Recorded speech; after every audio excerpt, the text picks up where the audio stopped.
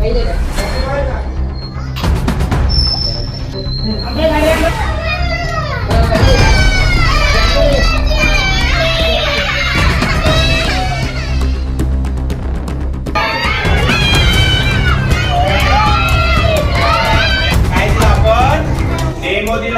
की बाहेरचे कोणीही व्यक्ती राहिला, कोणीही काका राहिले, कोणीही आंटी आली आपल्या जवळ, आपल्याला जर सांगितलं हे बाळा इकडे मी तुला चॉकलेट देतो, तर चॉकलेट घेणार का नाही? चॉकलेट घेणार का नाही? मम्मी पप्पा आणि आपल्या शाळेतले मॅडम शिक्षकाने जर चॉकलेट दिलं तर घ्यायचं, बाहेरच्या लोकांनी चॉकलेट दिलं तर घ्यायचं नाही. ओके.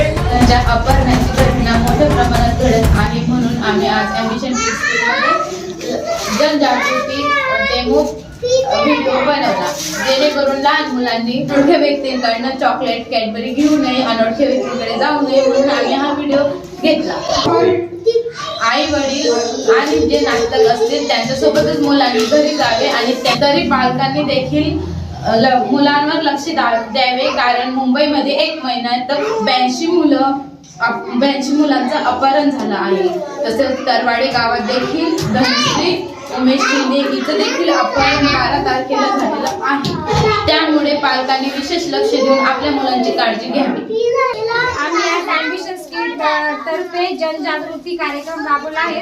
मुलांमध्ये जनजागृती निर्माण व्हावी. आज तुम्ही बघताय बाहेर जगात अनोळखी व्यक्ती येऊन लहान मुलांना चॉकलेट दाखवून त्यांचं अपहरण होतं, तर लहान मुलांना एवढं कळत नाही, तर त्याच्यासाठी त्यांच्यामध्ये सुद्धा जनजागृती व्हावी म्हणून आम्ही हा ॲम्बिशन किड्सनुसार जनजागृतीचा कार्यक्रम एक डेमो स्वरूपात केला आहे.